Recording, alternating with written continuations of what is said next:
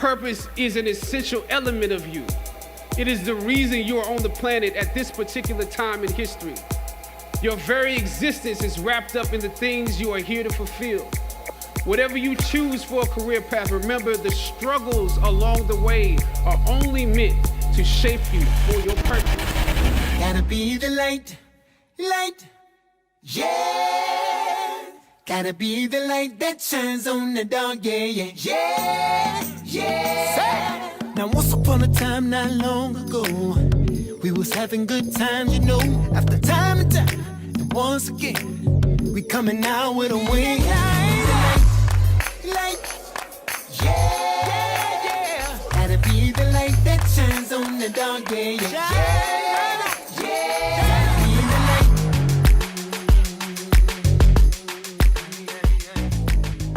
Good morning, everyone, and welcome to the 2020 National Minority Enterprise Development Week. I'm Lindsay Davis from ABC News, and I'm honored to be your host and personal tour guide as the U.S. Department of Commerce's Minority Business Development Agency celebrates the 37th Annual National Minority Enterprise Development Week. Historically, National Med Week featured a black tie gala and awards ceremony with the nation's finest business owners and advocates. This year, Med Week has gone entirely virtual, and we could not be more excited. We have reimagined the awards program as a 5-part How I Did It series. Each day, you'll hear from 14 of the nation's top minority-owned firms, champions of minority businesses, and legacy makers in the minority business community, hailing from Georgia, Florida, Maryland, Texas, Virginia, Illinois, South Carolina, and California. Vision, perseverance, triumph best describe the stories that the Med Week winners have to share with you. We invite you to be a part of the celebration. The How I Did It series is virtually unmissable. So let's begin.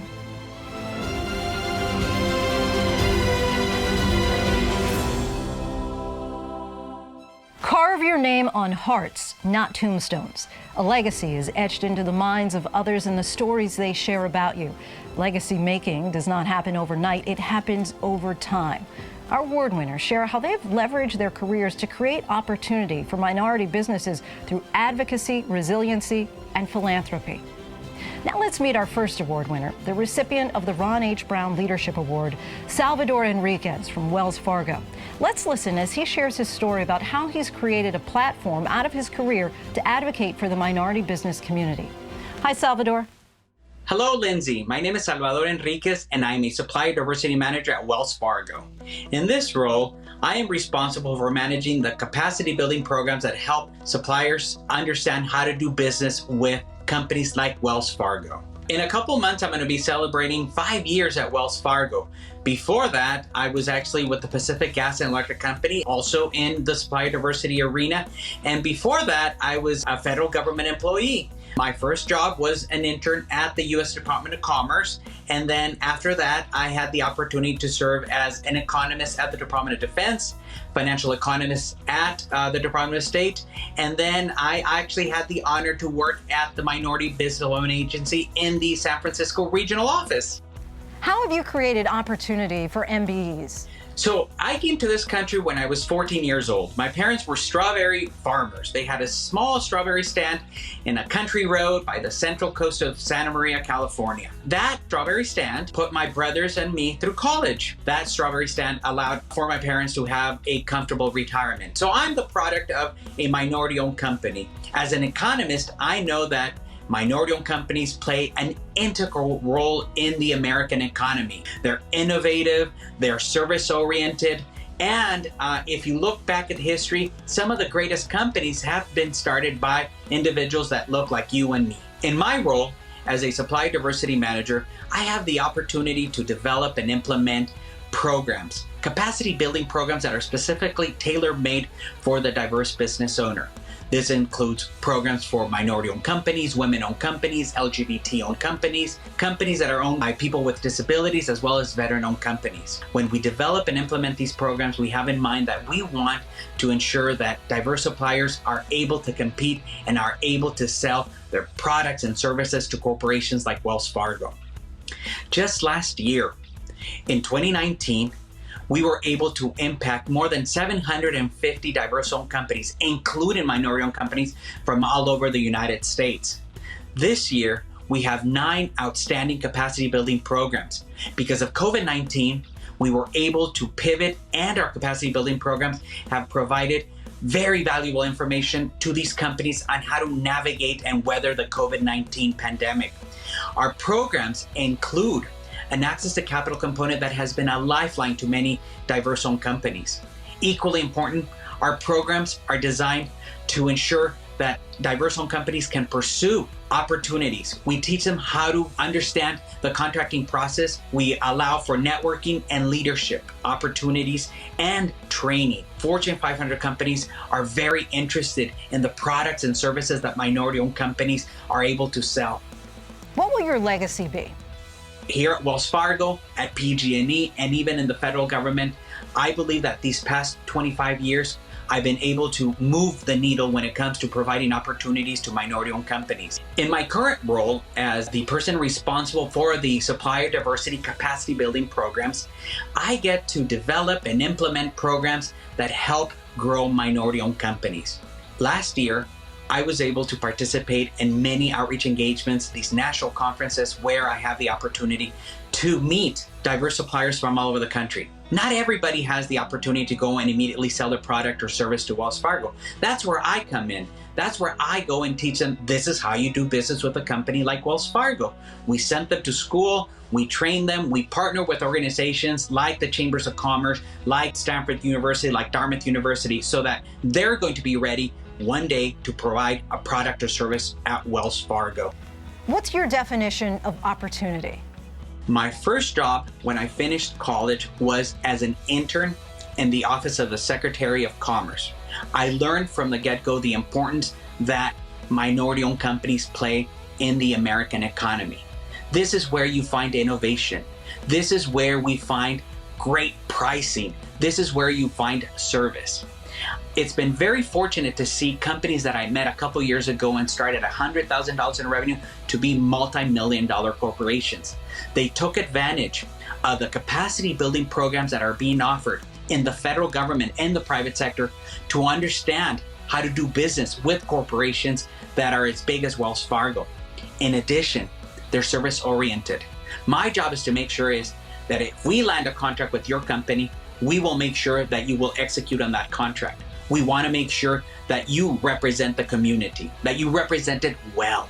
I'm very excited to see when corporations go and start giving businesses to corporations that we started working with, that we started grooming. We want for corporations to work at Wells Fargo, but we also want them to go beyond Wells Fargo. There's always the opportunity for growth and to learn new skills. Thanks, Salvador. Thank you, Lindsay. This was a true pleasure. Thank you. Gracias. What an impactful story of true advocacy. Our next award winner of the Minority Business Enterprise of the Year Award, Rhoda Carter of Carter Health Disposables, LLC. Hi, Rhoda. Hi, Lindsay. My name is Rhoda Ward Carter, and I'm the president and CEO of Carter Health Disposables. We are a company that manufactures and distributes personal protective equipment, specifically for the needs of pharmacy, compounding pharmacy, acute care hospital systems, oncology, and labs, as well as home health. This is our 10th year anniversary. We're celebrating that, even though it's very busy due to the current circumstances of the coronavirus. We haven't really had a chance to celebrate like we would like to, but we are realizing incredible growth. We are servicing many healthcare systems nationwide in about 45 states. And we are available through the major GPOs, the major wholesalers. We make it very easy for our customers to buy our products. So we're able to satisfy several healthcare systems right now, nationwide, and just very excited about the growth that we're realizing. We have 12 employees. We are growing with our partners, our logistics and importing team over at H&M Global Logistics. We have several strategic alliances with major manufacturers here in the U.S. as well as abroad. And through those partnerships, we're able to reach a large number of healthcare systems that might have been suffering because of the lack of PPE. We happen to be positioned properly and able and ready to serve those with existing inventory, as well as inventory from our partner and our alliances with other manufacturers. So how did you do it? How did you become so successful? We actually developed Carter Health Disposables as a supplement to another company. So Carter Health is a clean room design, engineer, and build company. Carter Health Disposables was born out of the need to address the same market with new products. Hair covers, shoe covers, coveralls, face masks. All of these products were needed to maintain the clean room environment. So I seized the opportunity by writing a business plan and presenting to a group that happened to be a consulting company. That consultant group was working hand in hand with Carter Health, the clean room side. So one-stop shop is what we decided to do, wrote the business plan, raised $175,000, and turned that $175,000 into a multi-million-dollar enterprise in a 4-year period. So now, after being in business for 10 years, we have been able to grow the business by expanding from that niche market to the general healthcare market. And that has proven to be very helpful and satisfying a need that all of a sudden has arisen because of the coronavirus. So there are several new market entrants, companies that are coming in and trying to take advantage of this surge in the need for PPE. While we were quietly humming along, in this industry, selling these products to our accounts, specifically for pharmacy and oncology and acute care hospital pharmacies and acute care general, materials management departments were also procuring these products.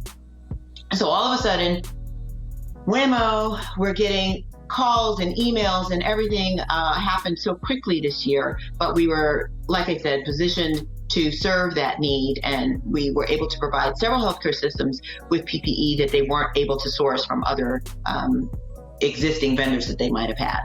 How has philanthropy played a role in your life? Philanthropy is another component that I think is very important to emphasize.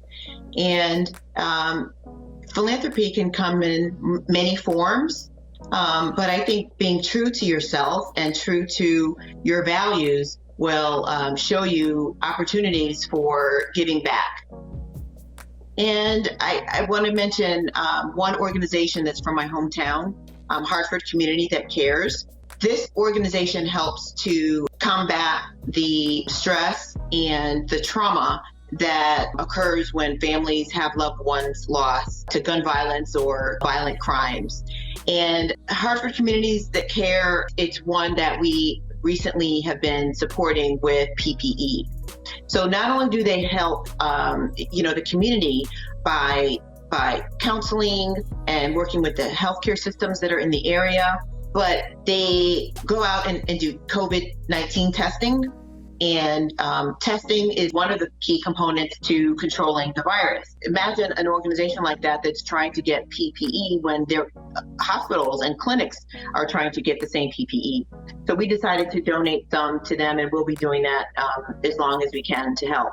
You don't know what's going to happen when you just give of yourself and when you try to help others and pouring your love and your support and your resources into others. It's just self-gratifying, and it's not all about business all the time.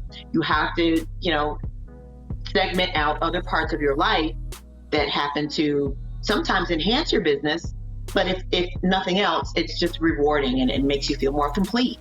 So good to hear from you, Rhoda. Thank you. Thank you, Lindsay. I appreciate it. Thanks for having me.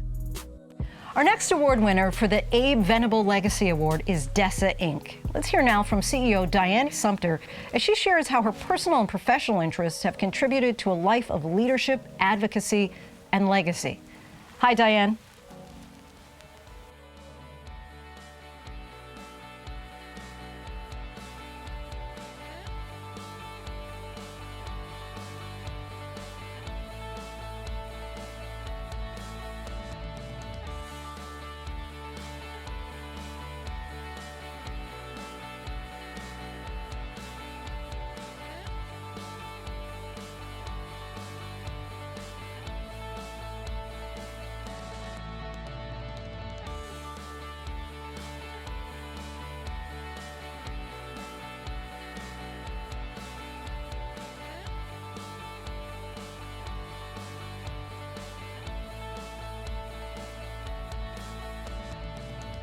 What's your blueprint for success?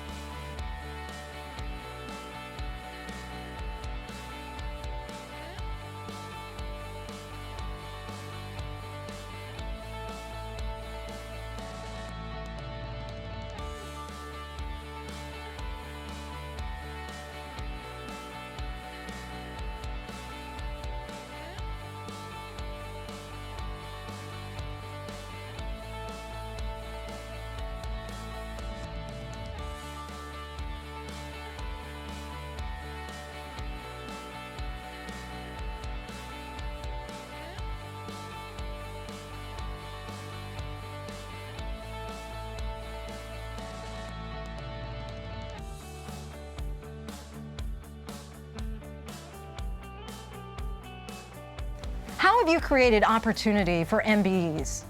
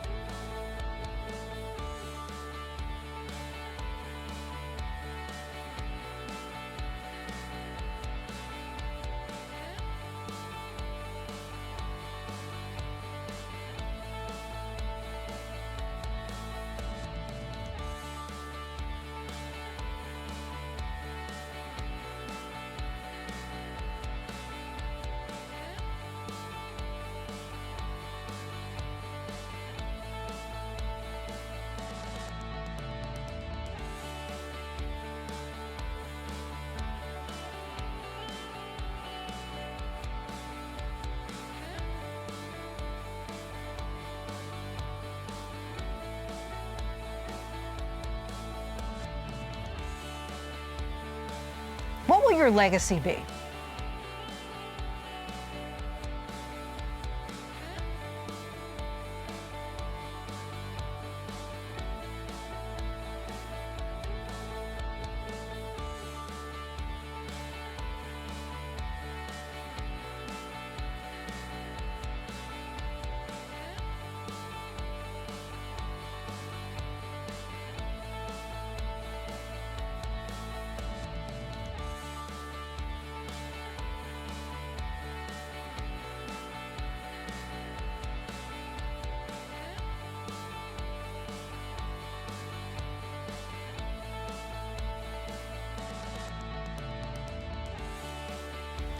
What do you hope for the future?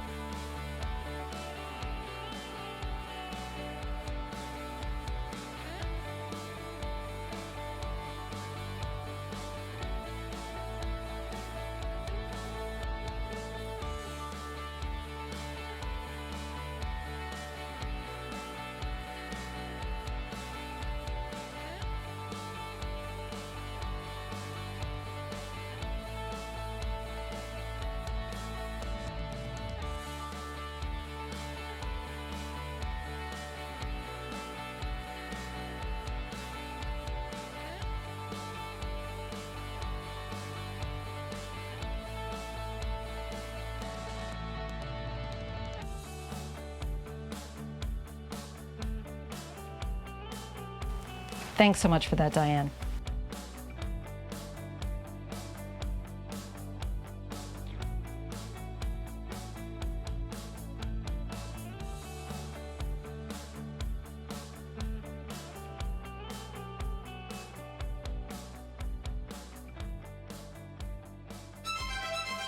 What amazing leaders live among us. Congratulations again to outstanding MedWeek class of 2020. You know, I absolutely want to thank MBDA for trusting me all of these years and giving me the opportunity and honor to do what I so love. Second, I want to thank MBDA for having some of the most committed, talented people that I've ever seen. And really, one that I will call name is probably Joanne, because we worked together when she was in Atlanta. So we've worked together the longest. And in addition to that, I thank MBDA for standing tall. Every day around the country, minority business centers are doing the work of serving the clients. That's our main mission.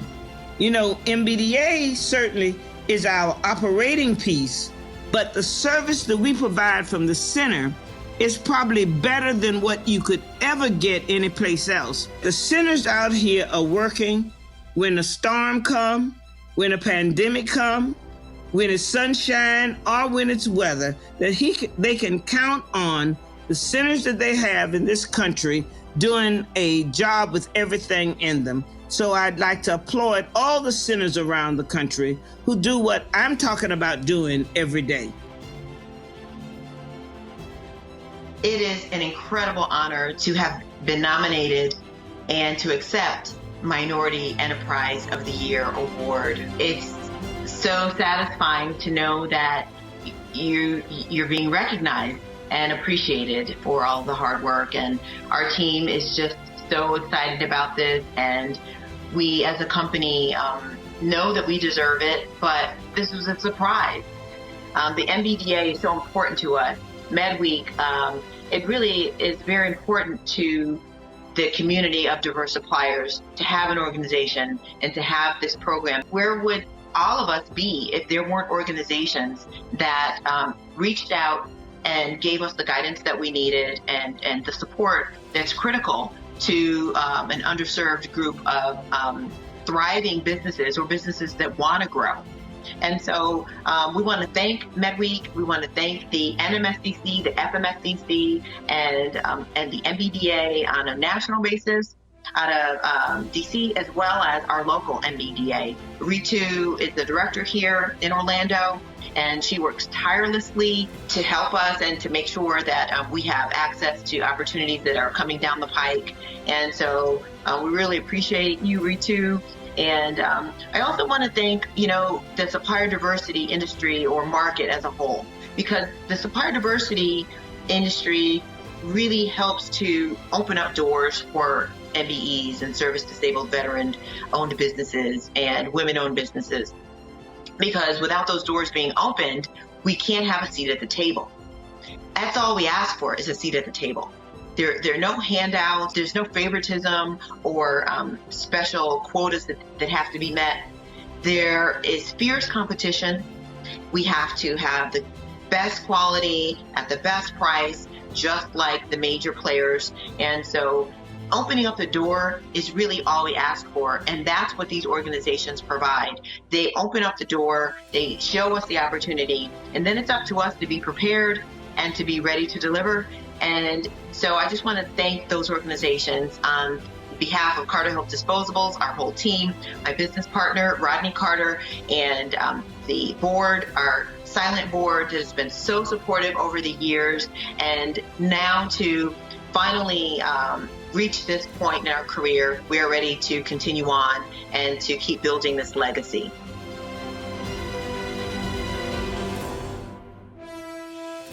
One of Secretary Brown's most famous quotes reads, "Politics, life, sports are not spectator sports. You have to get involved to get ahead. Most importantly, when you reach that level of success, you have to keep the door open and the ladder down for others to follow." I want to believe that these past 25 years I've not been a spectator, that I've actually gotten into the trenches, that I've advocated on behalf of my community, because I know the value that these companies are bringing to corporations like Wells Fargo. We are a better corporation because of our diverse suppliers, just like the other Fortune 500 companies are better companies because of their diverse suppliers. I'm very excited to be the recipient of the this leadership award, because I had the honor to meet a leader like Ron Brown. Only in this great country of ours does the son of strawberry farmers get to work side by side great leaders like Secretary Brown, and then tell you about it. And then 25 years later, get recognized with an honor that carries his name. No one was more surprised when I got the news that I was being recognized with this award. This is an award that recognizes leadership. I want to thank MBDA, its director, David Bird, its associate director, Edith McLeod and Efrain Gonzalez. And specifically, I want to make sure that this does not go unnoticed. This is a leadership award that I want to dedicate to my wife. I wish I could take fully credit for everything that I've accomplished, but it takes a village. It took a village to give me the opportunity to become an intern at the Department of Commerce, when I became a political appointee with the Clinton administration, when I was an economist at the Department of State. It took visionaries to actually invite people like myself to be part of the decision-making process when it comes to hiring diverse suppliers. So this is an award that I share with all the people that have helped me. I work for an amazing corporation that has an amazing supply diversity team that is being led by the great Regina Hayward. She allows me to go and be as creative as I can when it comes to helping minority-owned companies. I dedicate also this award to all the entrepreneurs, to all the visionaries. Congratulations to the MedWeek winners. Thank you, MBDA, and I promise you, the best is yet to come. This too shall pass, and here's to a better 2021 and going forward. Salud. Gracias. Thank you so much for watching the first virtual MedWeek How I Did It series, honoring 14 outstanding award winners who've accomplished so much for themselves, their companies, and the minority business community at large.